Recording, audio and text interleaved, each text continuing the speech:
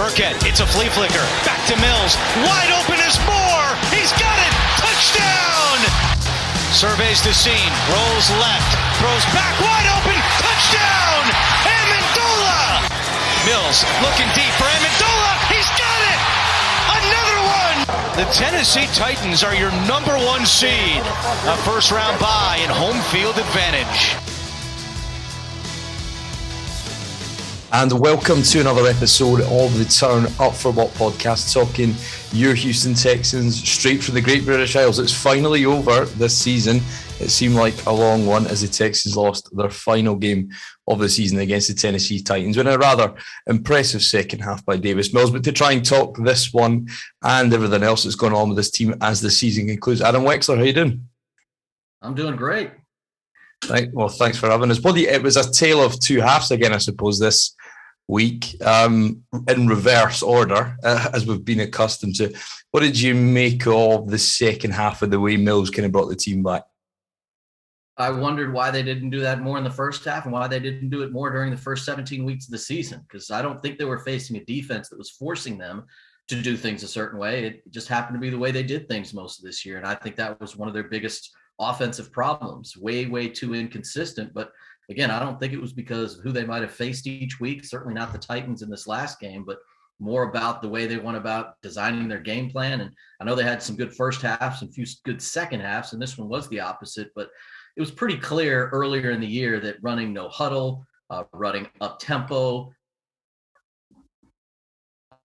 running out of the shotgun at times, all these things seemed to work, and they just didn't do it enough. And I don't know if they didn't feel like Davis Mills was ready or what the reasons were for it. They obviously couldn't run the ball in this game or in basically any game but the Charger game, and they just were very hard-headed and determined to just keep trying to do it with players both in front on the line and the backs that they had. They just couldn't do it. So the second half was just a kind of a repeat of other games this season, and Davis Mills was easily no worse than the second best of the rookie quarterbacks this year. But a one-year analysis of these rookie quarterbacks isn't a huge deal. What do they look like after a second year or after a third year? That'll determine what their future really holds. Yeah, that's right. Because you kind of compare them to the draft class, but that's, becomes redundant after they play their first snap, really, because they're up against the best of the best rather than the rookie quarterbacks. We're not playing them every year. But when you look at Mills and when I've watched the tape back this morning, Adam, and you see even from a first half to second half progression, there's a time where he sort of checks his run, but then the second half he trusts himself a little bit more. He goes and he takes it, smartly slides down on one of the scoring drives, and then the second half he just started to find people deep. And I think what you've seen when you get a solid slot performance from whoever it's been a cast of 3 or 4 different guys, but Amendola has a big game, and all of a sudden he starts to hit the ball deep in the whole game, and the whole playbook seems to open up when they focus on the pass, as you said, going away from those inefficient runs. But what do you think of Mills' game, where it started, where it's going? Where do you think it's going to end up, and what sort of future do you think he's got in this league? Because it's hard to tell right now, but there's second half some flashes of greatness there. Yeah, well, the first thing does, I think, reflect on what they're doing offensively and the kind of scheme and play calling that they're running through on any given game. They threw the ball on every single first down they had in the second half for the first 25 minutes.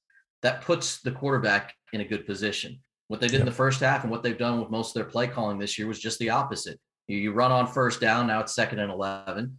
You run on second down, now it's 3rd and 9. You're in a defeatist position. You're putting your quarterback in a position to fail. And with the group they have around him, especially skill-wise, it's just not conducive to strong quarterback play. And it was no different for Taylor. And it's been no different during other times in the Bill O'Brien, Tim Culley offense that they've run. And they just don't have the personnel to do the things that offense is called for. And they never really adapted to it.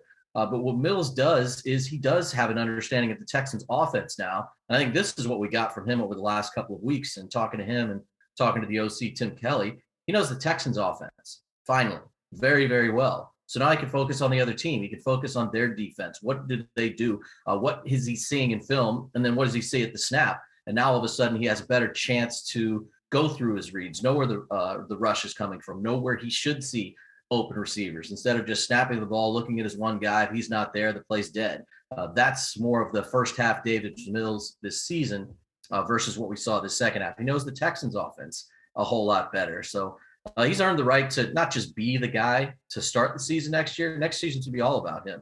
They shouldn't be adding anybody to compete with him. And it's fine if they add a veteran quarterback, but that quarterback should come in as the clear number 2. And 100% of the offseason, 100% of camp reps, they should all go to Davis Mills, because there is a real possibility that he develops into a good quarterback. Now, franchise quarterback's pretty elite status, and there'd be no reason to look at him and think that now. And I don't know that they would even think that after another good year. Well, that's it, yeah. Because I think that the jump to that level, there's probably 5 or 6 guys that you can trust to win you ball games. There's a couple departing and a couple soon to depart in the league. But you wonder with Mills, do you think that he's got a ceiling whereby, and you said that you don't think they should bring somebody in to compete with them. Do you think it's just a case of bringing in a vet that's going to be able to teach him and lead him, and then you give him as much rope as he possibly can next season and see where he is? Because I think prior probably to the Chargers game, I would have probably said that was a bit of a risk, considering some of the bad tape, because you've got to equalize the whole picture over the whole season. And you think back to the trip to Buffalo, the trip to Indy, his home performances have been good, but there's perhaps a concern he doesn't do as well on the road as well. And there may be a myriad of reasons for that, but do you think that would be perhaps a risk if they don't bring in somebody that can compete with him? I know there's a fine balance between him getting the reps and developing and finding out what you've got, but also you got to do what's best for the football team at the same time. I mean, I guess you do. I mean, the reality is you don't, because winning 6 or 7 or 8 games when you're not really making actual progress, it doesn't matter. If he's making progress, that matters. If you bring in a mediocre veteran quarterback who has a very low ceiling and has spent the last 5 to 10 years in the league proving to every team he's been on and every team he plays against that he is not the guy, to me, that serves no purpose at all. I don't want to see it. I don't think the fans should want to see it. And I don't think the brass inside the building should want to see it. Teams that do that, I think, don't have any idea what they're doing. It makes no sense. There's no way to get better by playing somebody who you already know about. That guy's not going to take you anywhere. And again, winning 7, 8, even 9 games, which probably is not a playoff team, means you just made your draft position worse. And if this team's ever going to be good, because of the way they're constructed, because of who they have at their disposal, they don't really have any free agency in the future. Free agency for the Texans doesn't exist. It exists in the form of what veteran players can't find a home elsewhere, and which of the guys that we've signed want to come back. They're not going to be in the market for any significant free agents unless they're overpaying to an unbelievable degree. Yeah. And reality is, whatever happens with the Watson situation, their cap probably is in a bad spot this year, because Caserio thought putting a bunch of dead money in the future made sense. I'm not sure where he came up with that theory, but that's what it looks like for at least 2022's cap, especially because of the Watson situation. So I don't see any purpose behind that. Just give Davis Mills the ball and give him all the rope you want. This year, they even they were so focused on limiting his mistakes. I want to see a quarterback make some mistakes so he can come back and overcome that, so he can learn from it, so he can get better from it, and he can win a game from it. I don't think a lot of teams want to turn their quarterbacks into Brett Favre mistake makers. This guy's winning MVPs when he's leading the league in interceptions. This guy's playing at a high level when he makes 3-4 huge mistakes in a game because he doesn't care. He goes out and makes 10 great plays. No comparison being made, clearly, but the point is they've got to let their quarterback play football, and playing the underneath game all day and throwing everything short and 3 and outs and just giving your team no chance. That doesn't make a whole lot of sense. Saw too much of that this year. Yeah, no, that's right. I think, you touched on it there. We've talked about lots of times on here about the dead money, and people seem to give Caserio a free pass in some senses because he's kind of like he's taken over from the bad situation. It can't get worse, so people almost don't view with a level eye, if you like. And then I think you're it's hard not to agree in terms of the point you make there on giving them the reps, because ultimately you kind of look back on this season, I think, Adam, and you think it was kind of wasted in many senses, because you knew what all these vets were. Okay, there's been a couple, Tavir Thomas, been good in spots, Cammy Grugier Hill. Hopefully those 2 guys are back. But beyond that, there's not been a huge amount. Malik Collins and so, and then a couple of guys have picked, they've re-signed. But as you said, you knew what those guys were, and what was the downside when you only win 4 games versus an undrafted free agency that could have been tapped into and found. You may have found goals, you may not have, but no, I think it's likely to be another season. As you said, there's the avenues in which they can add through free agency is not going to change much. What did you think pre-game when the reports came out? I saw Aaron Wilson put it out really early. Then I saw some of the NFL Network guys put out after a couple of weeks of talking about Caserio may run it back out again with Culley and the coaching staff. There was a report they were set to reevaluate the entire football operation. Did that come as a shock, and then what do you make of it subsequently? Nothing this team does comes as a shock, because I don't think they really have much of a. They just aren't like every other NFL team. The way they've put their front office together, and then the way they operate. There's really not a team in the league. I said this on my radio show yesterday. There's 32 teams in the league. There's only one that I can see that would hire a head coach, give him 5 years under a totally new regime, and then reevaluate everything after he met expectations. Yeah. If they had expectations of winning more than 4 games after watching what Nick Caserio put together in the offseason from a personnel standpoint, then they're delusional. David Culley didn't coach this team into a disaster. He didn't have turmoil inside the building because of him. Any turmoil they had inside the building had nothing to do with him. He was actually the one trying to clean up the mess, whether it was the Watson mess, whether it was Zach Cunningham giving zero interest in playing for the Texans and going through the motions before Culley and the team finally said, get lost again, like usual, for nothing. Their return on some of these players that they've seen walk away, literally, they walked away. They didn't get anything for them. Nothing for Watt, nothing for Cunningham.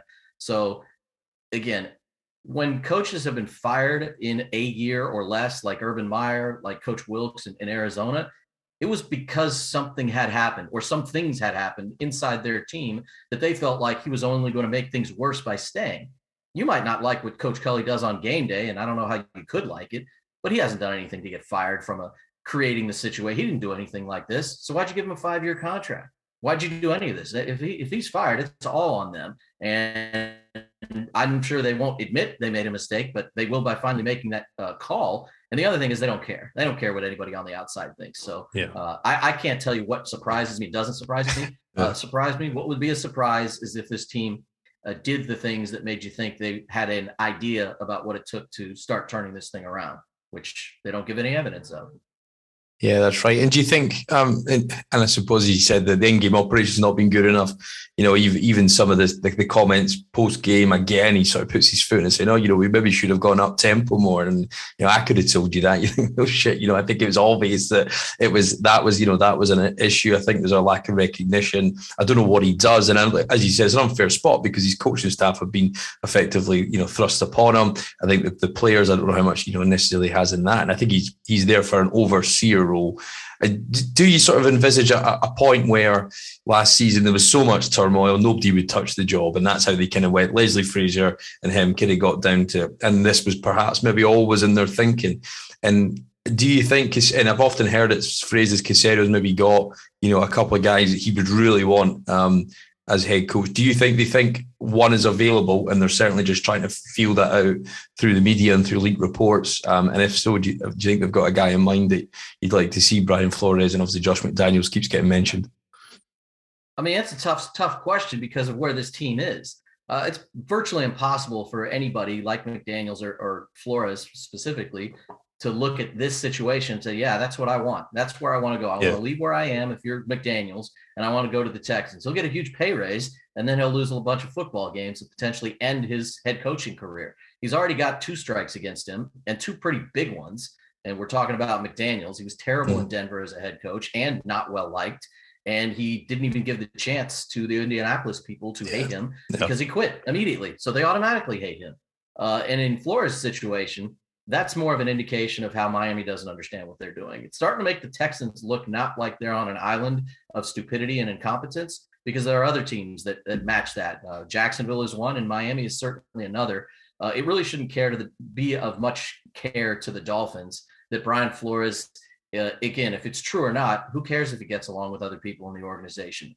Are you trying to win football games or not? He can win football games. That team was good because of the things that they were doing on the field. They haven't had back-to-back winning seasons or even 2 winning seasons from a head coach in 20 years until Flores got there. And this is what their decision is. Try winning games with Ryan Fitzpatrick and a totally unprepared Tua. That's what they asked Brian Flores to do in his first 2 seasons. And he still managed to get that program turned around. It's a very good team. And now they're looking for a brand new direction. And what their owner, Stephen Ross, said yesterday, where he wasn't giving support to Tua, even though he probably thought he was, where he didn't really have much of an idea of where they're headed. And he kind of put it all on Flores, I think is ridiculous. And even having said all that, I don't think they have a guy in mind because I don't think either one of those two guys are going to end up here. McDaniels doesn't belong here because I don't think he should be a head coach anywhere. And there's no rush to go get him because I don't think 30 other teams are even looking at him. He'll be the Patriots' next head coach in 5 years, or he'll take the job here in Houston. But I honestly don't think the job in Houston is for him. And I think Flores will, whether or not he really likes the people he knows that works here in Houston, I honestly think he might have a better opportunity elsewhere with the current 5 other jobs that are open and possibly more. Yeah, because you can see the lines between Flores, right? Obviously, the New England connections, etc. But when you think you departed from a coach who you saw, everybody's frustrations, for the whole nation and the whole world to see on the college playoff football last night, about the frustrations of Bill O'Brien, but probably after his play calling and his stubbornness with the scheme was the way in which he interacted with the way in which Power struggled. And it may be wrong, but certainly Flores is painted as a kind of similar character to that in some sense. So then when you add that to the fact that Caserio went in a complete opposite direction with Culley, wanting somebody who was going to, be a good lieutenant, if you like, and then he takes a very hands-on approach. It doesn't feel like Brian Flores, from everything that's come out with the GM Greer there and with the owner Ross, that he's basically going to come and accept what effectively Caserio is a rather overbearing role that he takes, versus the traditional view of a GM. So it kind of feels like those fits maybe aren't necessarily there. We may be wrong, but would you have a candidate in mind you'd like to see them go after? Honestly, no. I mean, there's a bunch of good head coaches, and I think there's probably 10 guys that would all make sense, but only if you get an understanding of what it is they do. I mean, are they going to change offenses in year 2 of Davis Mills? Yeah. Should that even matter to them? Because if they fire Coach Culley, I assume they're bringing in a coach who's going to be allowed to hire his own staff, which might mean they change everything. If they change the defense, then they probably have the wrong personnel for whatever the new defense is. If they change the offense, then they obviously have to have a young quarterback learn a brand new system. I don't really think that's the best way to develop him. I don't think it stands in the way much of what your roster looks like, but you're also going to be interviewing candidates that I would think would be pretty clear on what they want. And I don't think David Culley stood in the way of any of that. All he wanted was, you want to give me the head coaching job and you want to pay me a bunch of money for 5 years? Yes, I'll take it. This opportunity is never going to come again. I can't think of one candidate that I think they would hire or interview even that isn't going to interview all over the league or would have already interviewed elsewhere and knows that they'll have better opportunities. So when they sit down for that interview, they should be telling the Texans, when this is my team, this is what I want. I want to hire my staff. I want to be the guy in charge. I want the power of the head coach. Quite frankly, there's no evidence that David Culley has the power of the head coach. He literally runs practice, I guess, and runs the team on Sunday for the most part when he's not listening on the headset. He doesn't impact the offensive play calling. He doesn't impact the defensive play calling. The other guys that the Texans put in place for him, and he was involved, but this really isn't his coaching staff. That's what's going to change. So a number of different candidates I think might be turned off if they can't at least get that. That's normal. That's what a head coach should demand and be given. They don't need the power of personnel. They don't need the power of the general manager's gig, but they need the power to be the guy in charge of the football team. And I don't think Caserio's quite as overbearing as some of the media has portrayed, that he goes out to practice every day and is throwing passes and calling plays, because that's not reality. That's not really what happens. Yeah. But he is more involved than most head coaches would want them to be. And I kind of feel like Lovie Smith has already made that. I don't think he made it known, but we talked to him, and at one time it kind of felt like he was saying it without saying it.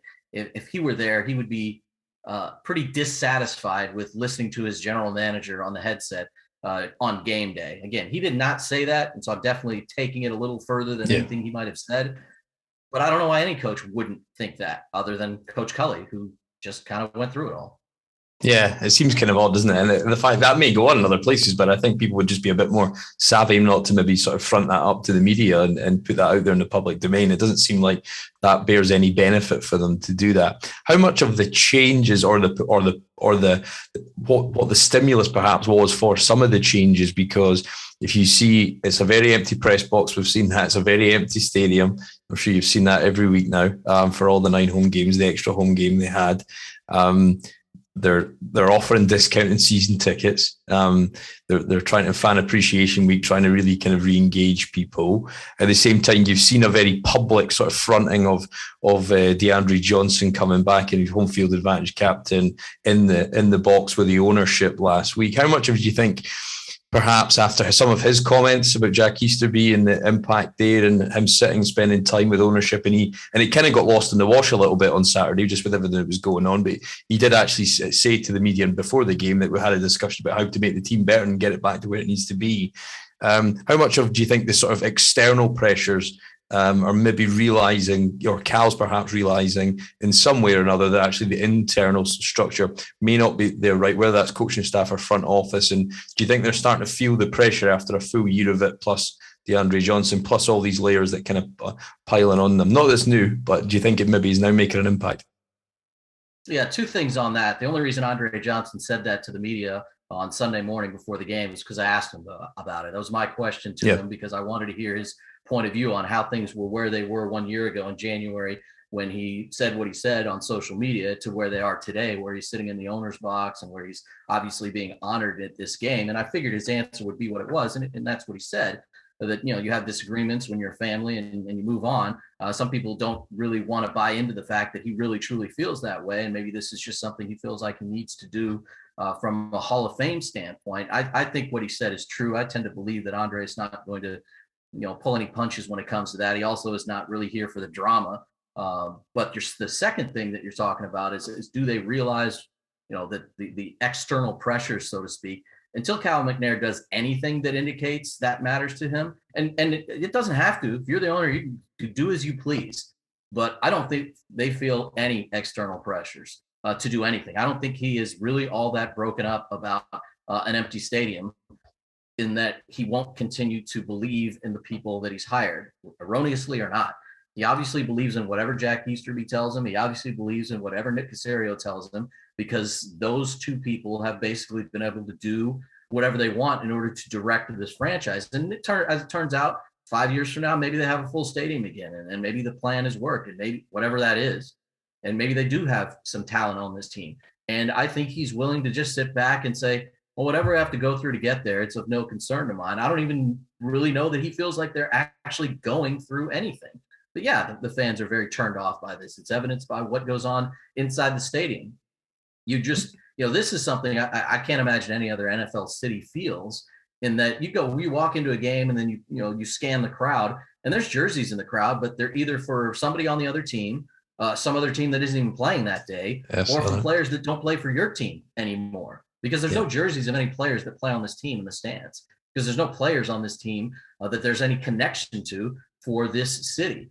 And again, until the ownership makes decisions that seem to indicate they have an idea of how to get the fans back, how to get people on board with what they're doing, I don't have any reason to believe that will change. Like I said, I really don't think it's something that bothers the ownership of this team on a daily basis, of what this city thinks of what they're doing. I also think he doesn't care about money. I think he thinks it's firewood, because he burns so much of it with the decisions he lets his front office make. It just doesn't seem to be any concern at all. Well, that's it. Yeah, I think it's only just this year he stopped paying Rick Smith. So, there's still, as you said, the cash outlay or the cash budget of the team certainly continues to be misplaced, I think, and mismanaged at best. But in terms of this off season, Adam, where do you see the improvements they need to make, and would you start with changing coaching staff, or do you just believe that to be a misnomer at this stage? I mean, I'm okay with changing what they're doing offensively, quite honestly, unless there is somebody, and you can't really go out on the interview circuit and find out more about some of these head coaches and sit down with them unless you fire Coach Culley. But it makes no difference to me if Coach Culley returns for year 2 or they wait another year to do it. I mean, he's clearly not the long-term answer, unless you think he has the best learning curve of any head coach in the history of football. Yeah. The amount of things that they should have known he would have trouble with, and the fact that he's just never been there before, unless they think all that's going to change after 17 games next year, he's going to come back and have an idea of this, an idea of that, because he just hasn't seen it. He's just not been in position to do it. And yeah, he'll probably be better at some things, but it was week 18, 2 days ago. And they've got one timeout left, and he uses his final challenge flag on a spotting call, which almost never worked. Granted, I know one worked on Sunday night with the Chargers, but it wasn't a very good decision. That timeout meant the game was over once you lost the challenge, essentially, unless you stopped them, which the team had not done on the last 2 drives. Little things like that, again, it helps the big picture because they ended up with just 4 wins. So they ended up with a 3rd pick. Had they picked up that additional win on Sunday, they would have the 5th pick.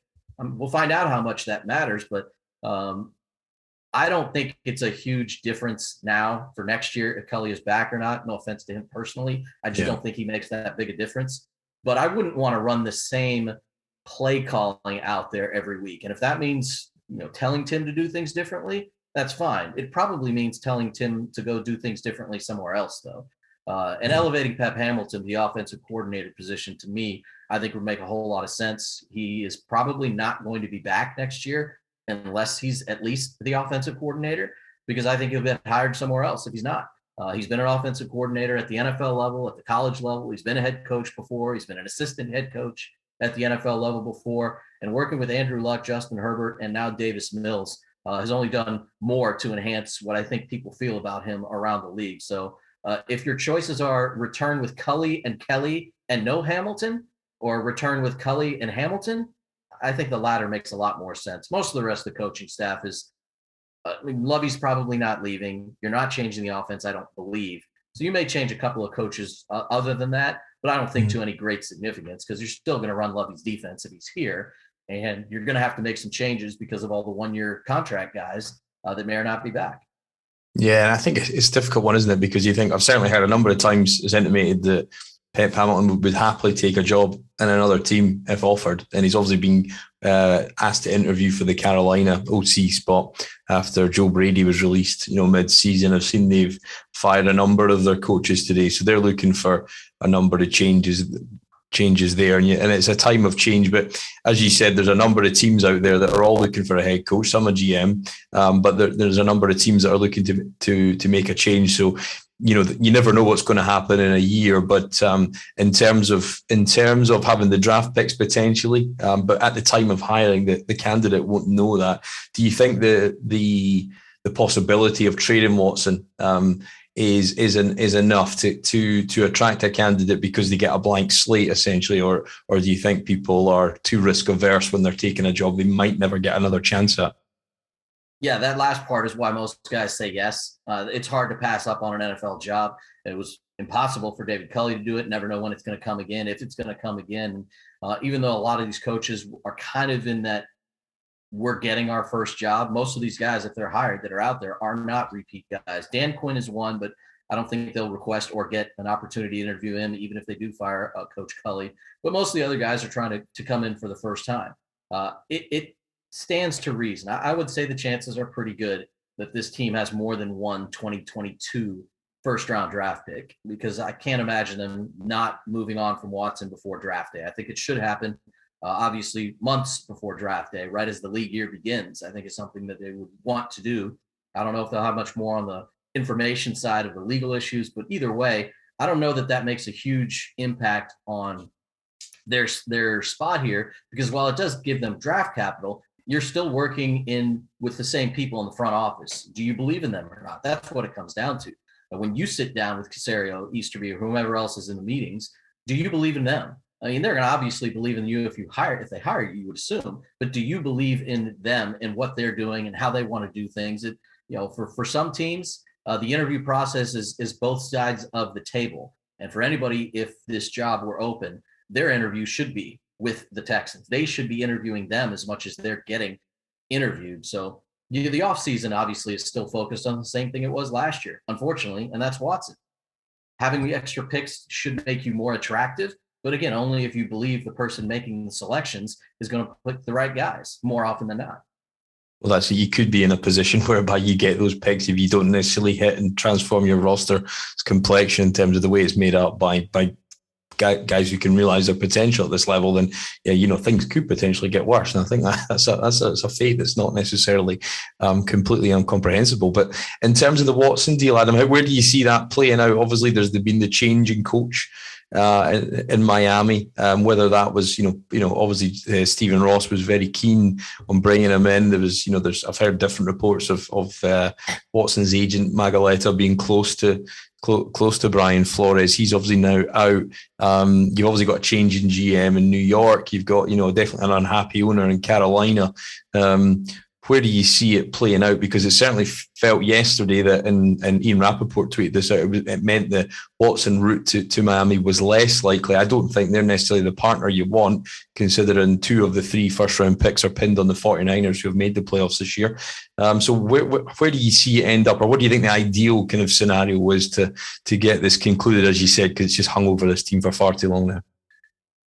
I mean, it's all predicated, unfortunately, because it's part of his contract, on what he says. I mean, they can talk to all these teams with all these picks, but if he doesn't want to play for any of them, it's kind of wasted their time. And sadly, that's the situation they've allowed it to get to, because that's part of his contract. I'm sure at the time they didn't think it would be much issue. I can't imagine them ever thinking, when they were putting that contract and the language together, they thought, what about when we want to trade him? What about when we want to move on from Watson? Because they never expected to be the ones that wanted to move on from him. But, the Giants, they've got 2 first-round picks in the top 10. The Jets have 2 first-round picks in the top 10. Jets just drafted a quarterback. Wouldn't imagine they're interested. The Giants need to move on from their quarterback. They should absolutely be interested. Carolina's got a pick in the top 10. And, this is the tough to figure part of it. Carolina doesn't have the additional picks.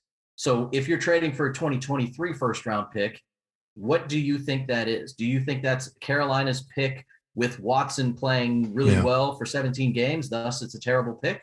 Or do you think that's Carolina's pick in 2023 with Watson playing in 8 games, 10 games, 6 games?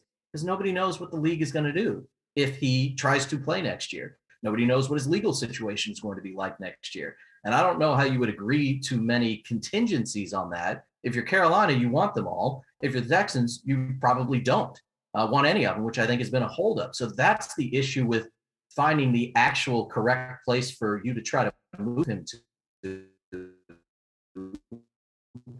because you really don't know the future of any of those picks. And that's why these teams with additional picks now are the ones that have to make the most sense. But if he doesn't want to go there, it doesn't matter. And it's really only that one team. The Giants really are the only team that makes sense that has 2 picks or more in this first round.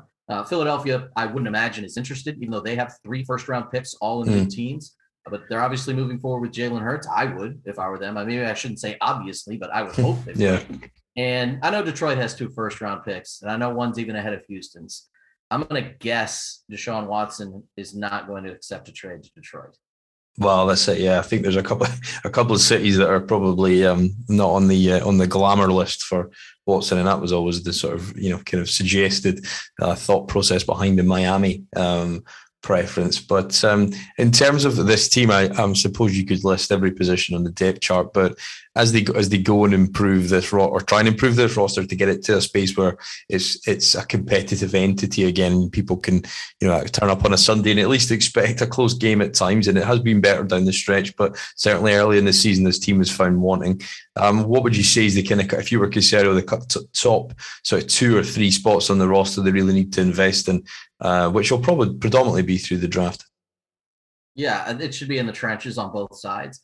They were lucky enough to land 2 players in one off season that I think made the interior of their defense 1,000 times better. Yeah. The Malik Collins signing was possibly the best signing they made, but I don't know what his future holds. And the drafting of Roy Lopez, especially where they got him, he's been fantastic against the run. He's just the type of player you hope to find, not only in the later rounds, even in the earlier rounds. But that interior of the line and the interior of the offensive line, to me, depending on what they do with Laramie Tunsil, those 9 spots, the 5 on the O-line and the 4 on the D-line, they need to be concentrating on making that area better. I think it's a little easier on a 1-year off-season plan to find guys to fill in the gaps elsewhere. You mentioned 2 of those players. Can you find another player like Grugier Hill in a year or keep him? Can you find another player like Tavier Thomas or a player like him? I think that's a little bit more likely that they will be able to do that. Not only that, if you draft a guard or a tackle and that player can play football, well, then he should be there for the next 7 to 8 years.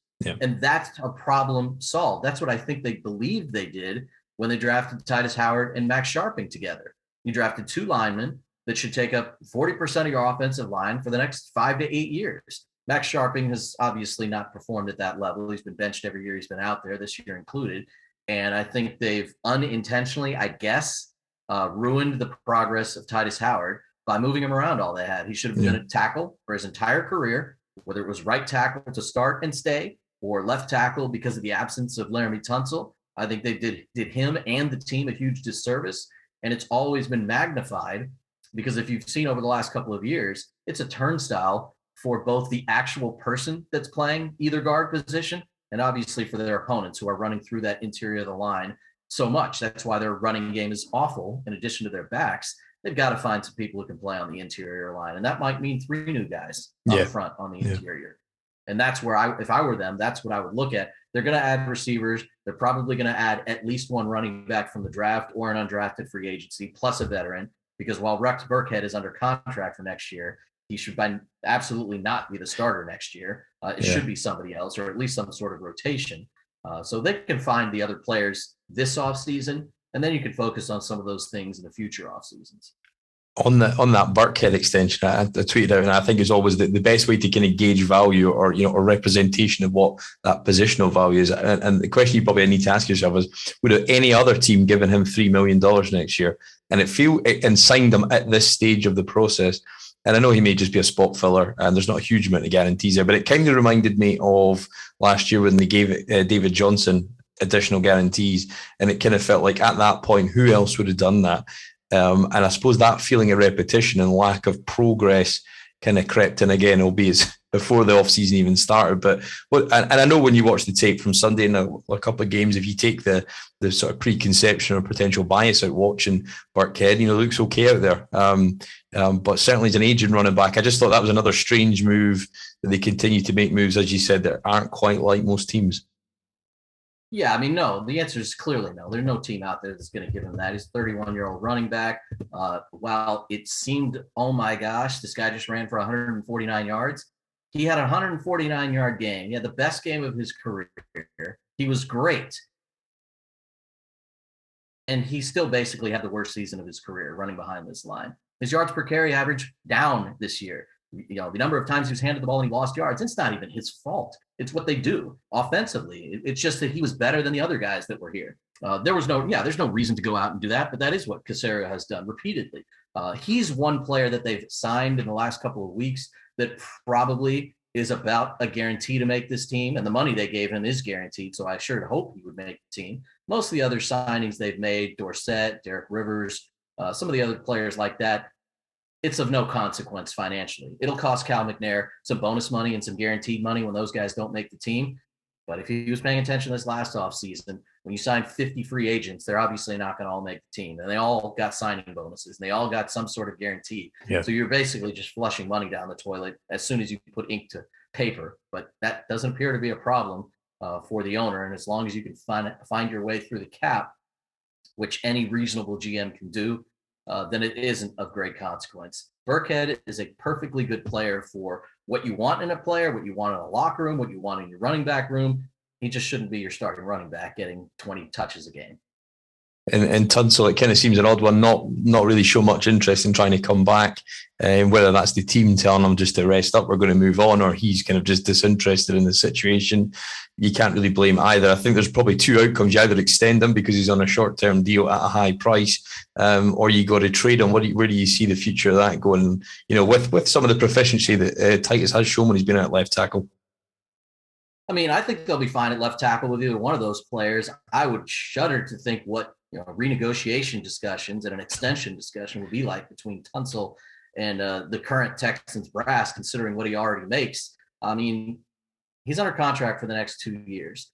Over the next 2 years, can you find another tackle? You might have to find two tackles if you don't believe in Titus Howard opposite him. You probably could. I mean, how much are you going to pay your left tackle?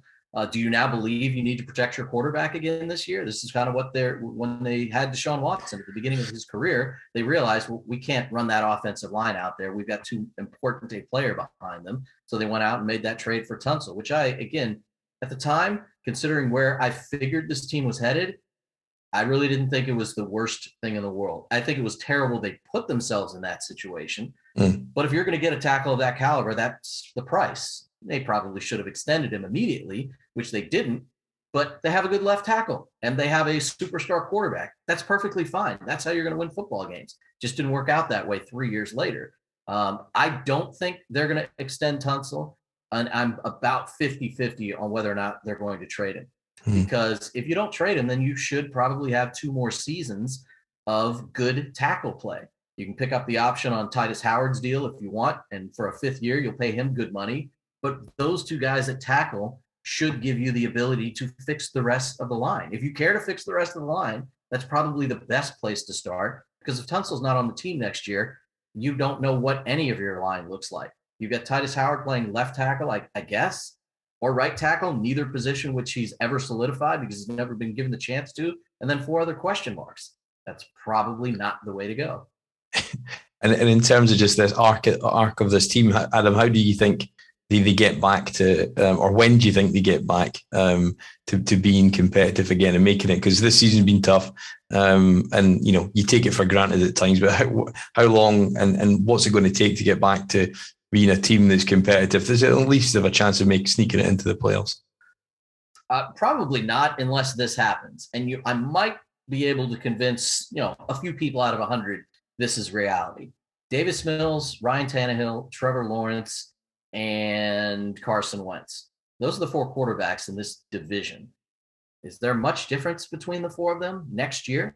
I mean, we don't even know for sure that Carson Wentz is coming back based on what Frank Reich said, and they can't get out of his contract, and they wouldn't be killed by it. Probably next year would be smarter. Trevor Lawrence was good in his last game, wasn't particularly good in the games before that.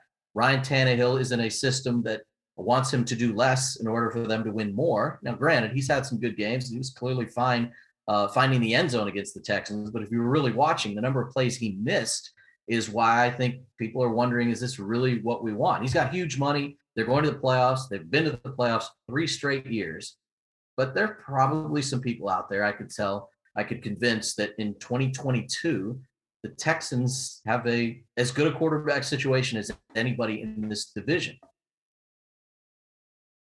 And if that's the case, can you compete in this division? They don't have enough elsewhere for the answer to be yes yet. They've been in 3rd place back-to-back years with no talent. That's how awful Jacksonville is. If Indianapolis has continuing quarterback situation issues, even with Jonathan Taylor, maybe that's an average football team. So all you're trying to do is get to average, and now you're the 2nd-best team in the division. That's still probably not in the 2022 future. Let's see what they do this year in the draft before I answer about 2023. But I would be surprised if they're even reasonably competitive for the playoffs beyond finishing 7-10 and not being eliminated until week 17 or 18. I don't really think they'll be in the hunt. They might show up on the graphics as in the hunt a little bit later than they did this year, but I don't really think this looks like a team that can be built to make a playoff chase reality over the next 2 years. Yeah, no, I think anything that last offseason didn't give it, if anything can hand, whether it's the coaching staff, whether it's just getting some talent, as you said, some jerseys that people might want to wear and show up on a Sunday wearing, then at least we can feel like it takes a step forward back to some better times. Thank you very much, Adam, for your time this week. Much appreciated. Thanks again for coming on this season, and we'll speak to you again soon. Sounds good. Appreciate you having me.